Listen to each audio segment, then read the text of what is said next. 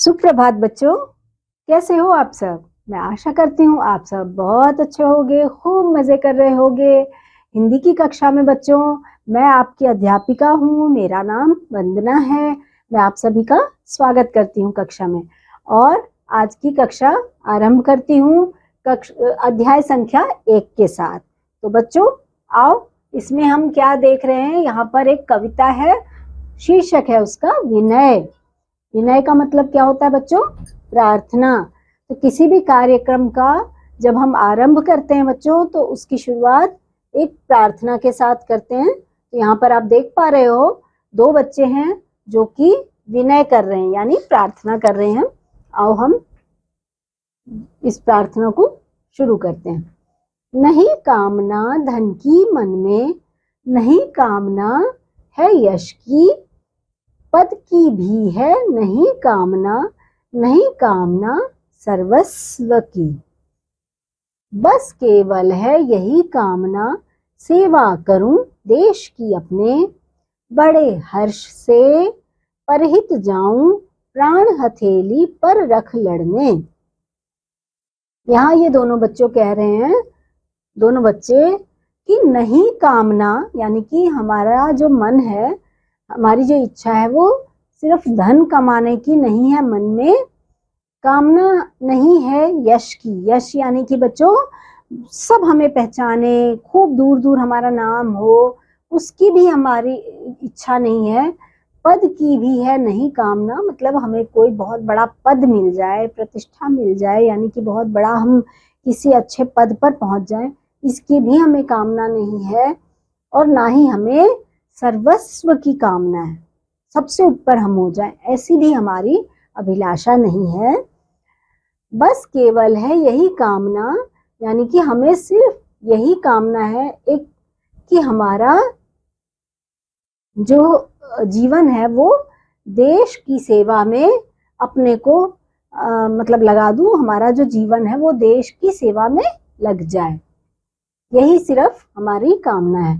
बड़े हर्ष से परहित जाऊं, प्राण हथेली पर रख लड़ने, यानी कि बच्चे कह रहे हैं कि हमारा जो मन है, हमारा जो मतलब इच्छा है, जो हमारी, वो किस चीज की है? हमारी इच्छा है कि हम देश के लिए सेवा करें और अपने प्राण जो है, हमारा जो जीवन है, वो हम हथेली पे रखकर देश की सेवा में लग जाएं, यानी फौज में हम जाएं और हम, जैसे हमारे फौजी हमारे देश की रक्षा करते हैं, इसी तरह से हम भी उसी कार्य में लगे। और प्राण हथेली पर रखने का मतलब होता है बच्चों कि हम अपने पूरे जान लगा के अपने भाई बंधु, अपने पूरे देश की रक्षा के लिए अपनी जान को भी जोखिम में डाल दें, मतलब जान की भी परवाह नहीं करें। समझ गए बच्चों? माता पिता को कभी ना भूलूं, माता पिता को कभी ना भूलूं, करूं सदा उनकी पद पूजा, उनके आगे लगे ना कोई, अच्छा जग में मुझको दूजा।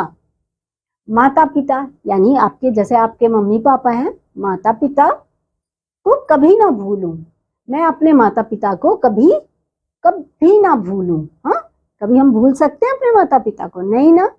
तो बच्चे कह रहे हैं कि हम अपने माता पिता को कभी ना भूलें, करूं सदा उनकी पद पूजा, उनकी एक प्रकार से मैं हमेशा पूजा किया करूं। यानी उनको, जब हम अपने माता पिता को सुबह उठते हैं तो उनके पैरों को छूते हैं ना बच्चों, चरण स्पर्श करते हैं ना उनकी, तो वैसे ही वो बच्चे कह रहे हैं कि मैं उनकी पद की यानी पैरों की पूजा करता रहूं, उनके आगे लगे ना कोई, अच्छा जग में मुझको दूजा, मतलब मेरे मम्मी पापा या मेरे माता पिता के जैसा मुझे जग यानी पूरी दुनिया में मुझे कोई और नजर ना आए, कोई उनके जैसा ना दिखे मुझे।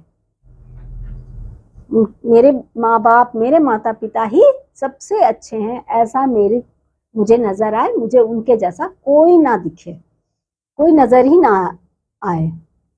अब यहाँ पर बच्चों शब्दों के अर्थ हैं, तो मैं आपको बता दूं, विनय, विनय शब्द का अर्थ होता है बच्चों प्रार्थना, जैसा कि मैंने आपको पहले ही बताया था। कामना का यानी इच्छा, यश का मतलब बड़ाई, कीर्ति, और पद का मतलब ओहदा, और सर्वस्व यानी सब कुछ। दूसरे लोग, पर यानी दूसरे लोग, हित यानी भलाई, हर्ष यानी खुशी। अब थोड़े से अभ्यास कार्य कर लेते हैं बच्चों। बच्चे हाथ जोड़कर किससे प्रार्थना कर रहे हैं? बच्चों बताओ आप। हाथ जोड़कर ये बच्चे ईश्वर से प्रार्थना कर रहे हैं, है ना। बालकों के मन में किस किस बात की कामना नहीं है? उनको किसी प्रतिष्ठा, पद, यश, कीर्ति, इन सब की मिलने की या अन्य किसी तरह की इच्छाओं की कामना नहीं है ना बच्चों। अब यहाँ पर सही का निशान लगाने वाला है बच्चों। बच्चे की कामना क्या है? धन की कमी, विद्या की, पद की, देश सेवा की। उनकी कामना देश सेवा की है ना बच्चों। तो हम यहाँ पर सही का निशान लगाएंगे। बच्चे क्या नहीं भूलना चाहते हैं? बच्चे खेलना या पढ़ना या माता पिता को, या कभी किस चीज को नहीं भूलना चाहते? अपने माता पिता को नहीं भूलना चाहते हैं, है ना बच्चों। इस पर सही का निशान लगा देंगे। तो बच्चों यहाँ पर आप देख रहे हो, यहाँ पंक्तियों को हमें पूरा करना है। तो यहाँ पर क्या लिखा हुआ है? बस केवल है यही कामना, सेवा करूं देश की, अपने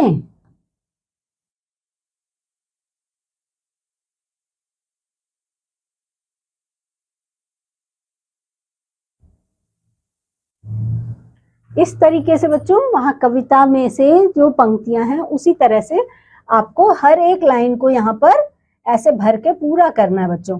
माता पिता को कभी ना बोलूं, करूं सदा, वहां से आप यहाँ पर छांट के इसी तरह से जैसे मैंने यहाँ लिखा है वैसे आप लिखते जाओगे और इसको पूरा कर दोगे, यहाँ पर उत्तर भरते जाओगे। ठीक है बच्चों। यहाँ पर देखिए बच्चों, यहाँ पर क्या है? व्याकरण है। जैसे शब्द बनाइए। यहाँ पर कोई शब्द बनाना है हमें। यहाँ पर देखो ध है लिखा हुआ है, न है और म है। हमें यहाँ शब्द बनाने हैं। तो हम ध और न लिखेंगे तो यहाँ पर हमारा क्या शब्द बन गया बच्चों? धन। म और न लिख दिया हमने तो हमारा शब्द बन जाएगा मन। और ऐसे ही यहाँ पर हम यहाँ पर ज है, ग है और प है। तो हम इससे क्या शब्द बना सकते हैं बच्चों? ज और ग बन गया जग, प और ग बन गया पग, है ना बच्चों। इस तरह से आप शब्द बनाओगे। और यहाँ पर देखो, वे अनेक शब्द जो एक ही अर्थ को व्यक्त करते हैं उन्हें पर्यायवाची शब्द कहते हैं। तो यश की जगह आप क्या लिख सकते हो? कीर्ति, है ना, कीर्ति, क्योंकि इन दोनों का अर्थ जो है वो एक ही है। इसी तरह से बच्चों अब बाकी के भी जो शब्द हैं इनका भी पर्यायवाची शब्द यहाँ पर सामने लिखोगे। हाँ, और किसी प्राणी, वस्तु, स्थान, भाव के नाम को क्या कहा जाता है बच्चों? संज्ञा। तो यहाँ पर पाठ में आए 5 संज्ञा के शब्दों को लिखिए में आप क्या क्या लिख सकते हो? जैसे व्यक्ति, वस्तु या स्थान का नाम आए उन सबको आप यहाँ पर लिखेंगे और 5 शब्द आपको लिखने हैं। और यहाँ पर देखिए बच्चों, यहाँ पर जैसे कि यहाँ पर आप लिख सकते हो, देश का नाम लिख सकते हो या अन्य कोई और चीज भी छांट के आप लिख लोगे। नीचे दिए गए शब्दों को पढ़िए और वाक्य बनाइए।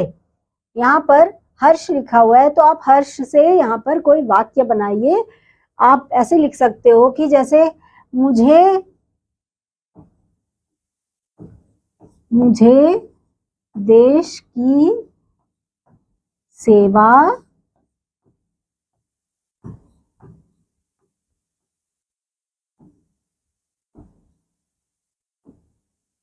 करने में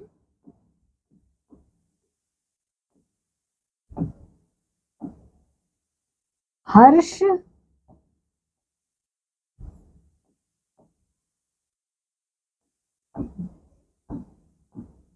मिलता है। यानी कि मुझे देश की सेवा करके बहुत खुशी मिलती है। इसी प्रकार से काम, हथेली, इन सब के साथ भी आप कोई ना कोई वाक्य बनाओगे बच्चों। अब यहाँ पर देखो बच्चों, आओ करे बिंदुओं को जोड़कर चित्र पूरा करिए और उसमें रंग भरिए। अब इसमें कैसे करना है बच्चों, यहाँ पर आप देखो, हर एक बिंदु को ऐसे ऐसे पकड़कर आप जोड़ते चले जाओगे और यहाँ पर एक चिड़िया बन जाएगी। ठीक है, इस प्रकार से आपको जोड़ना है बच्चों, और इसको पूरा करके यहाँ पर क्या बन जाएगा, एक चिड़िया, पक्षी यहाँ पर आपको दिखाई देगा। आप खुद जोड़ो और खुद बनाओ अपनी पुस्तिका में बच्चों।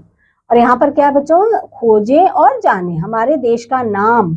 हमारे देश का नाम क्या है बच्चों, भारत।